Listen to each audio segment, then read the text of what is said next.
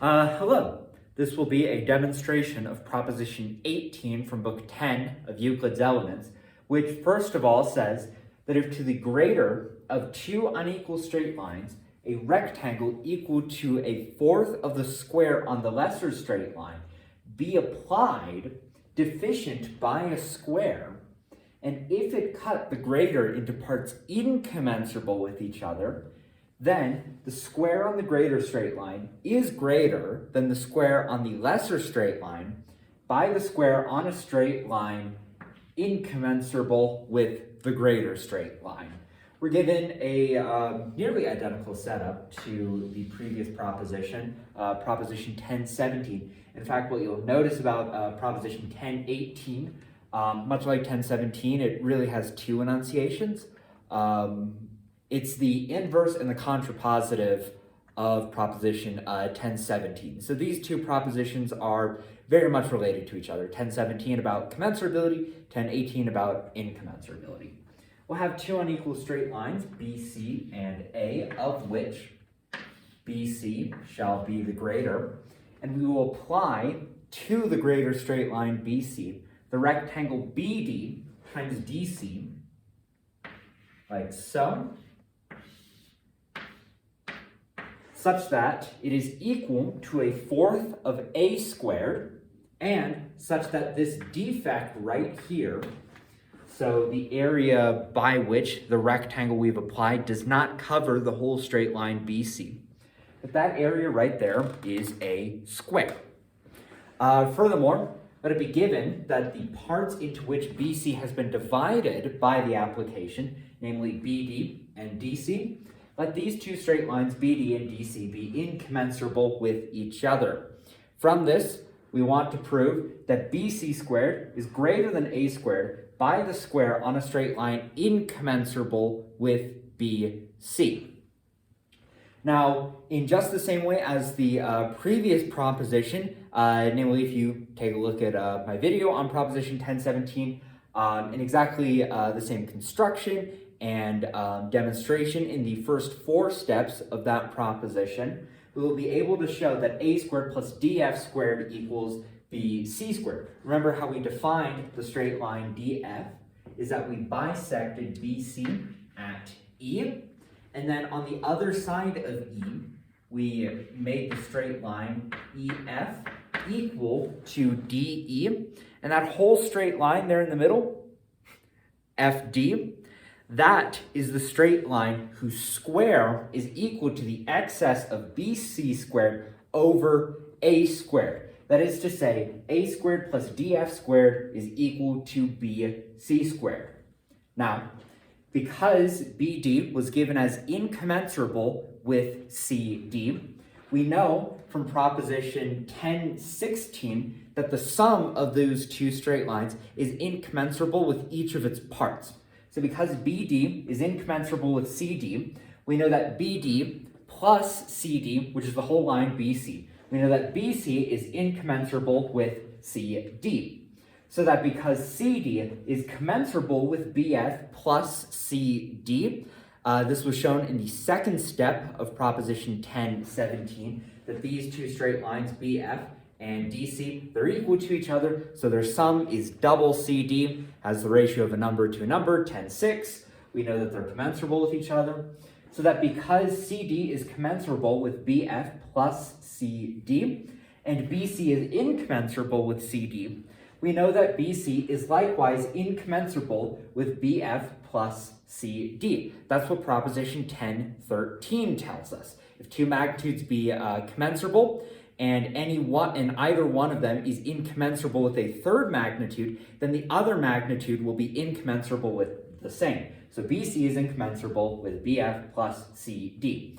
But because BC is incommensurable with BF plus CD, by proposition 1016 again, BC must be incommensurable with BC minus BF minus CD. Now, if we take BC, we subtract BF, and we subtract CD, that's just the straight line FD. So that because BC is incommensurable with BF plus CD by proposition 1016, BC is incommensurable with FD. So that bc squared is greater than a squared by the square on a straight line incommensurable with bc, namely fd. And this is what we wanted to show. So we're done with the first part of this proposition.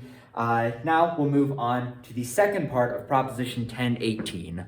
So now, on the other hand, conversely, if the square on the greater straight line be greater than the square on the lesser straight line by the square on a straight line incommensurable with the greater straight line, and if to the greater straight line a rectangle equal to a fourth of the square on the lesser straight line be applied, deficient by a square, then the greater is cut into parts which are incommensurable with one another.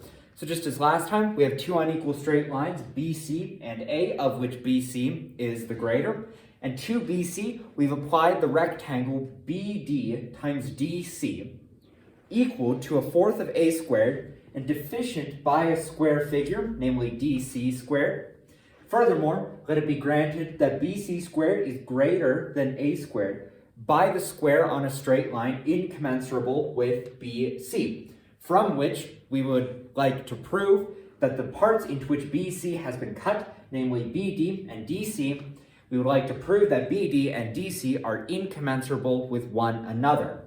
Now, just as was done in the first four steps of proposition 1017, the previous proposition, we were to accomplish the same construction, defining DF in the way that E bisects BC, and then we cut off EF equal to ED, then the whole straight line FD will be such that A squared plus DF squared is equal to BC squared.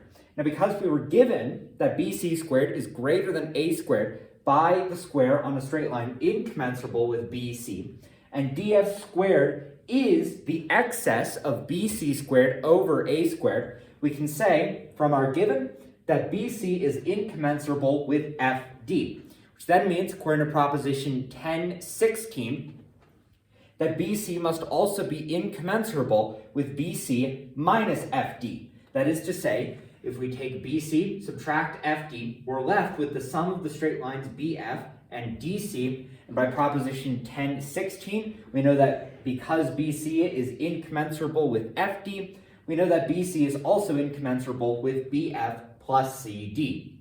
But according to the second step of proposition 1017, we know that CD is commensurable with BF plus CD, so that according to proposition 1013, BC is also incommensurable with CD, which then means, again by proposition 1016, that BC must also be BC minus CD must be incommensurable with CD. If the whole is incommensurable with one of its parts, then the parts are incommensurable with one another. That's what 1016 tells us. So that because BC is incommensurable with CD, it follows that the parts BC and DC, these are incommensurable with one another. BD is incommensurable with DC, which is what we wanted to prove. So we're done with the second part of the proposition, and having demonstrated the second part of the proposition, we're therefore done with the whole proposition, therefore, etc., QED. Before launching into proposition 1019, I'd like to say that the first 18 propositions, these are merely an appetizer for book 10. We're about to get into rational straight lines and the taxonomy of irrational straight lines, which is the real meat and potatoes. The real project of book 10 is to classify irrational straight lines. We'll develop that project according to the propositions, and as we demonstrate those propositions, we'll be able to see more and more why this book was so important to Euclid, why it's an entire quarter of the elements. You read it and it's seemingly quite dry, so it's hard to imagine what could have motivated Euclid to write such a book. And while that's ultimately impossible to say, we might be able to see into his intentions by just uncovering his project. So before launching into those, I just want to say I'm really excited to get into those. There's a lot that I do want to share, and I hope that despite the dryness and the sort of drudgery of these propositions. It can really seem quite, what might you say, meaningless. At times, I really do promise that this book contains an immense amount of beauty. So I would just like to say that because we're about to be on book 10 for a while. With that said, that's all I've got to say about this proposition and the project ahead. So I'm going to end the video here and move on to proposition 1019.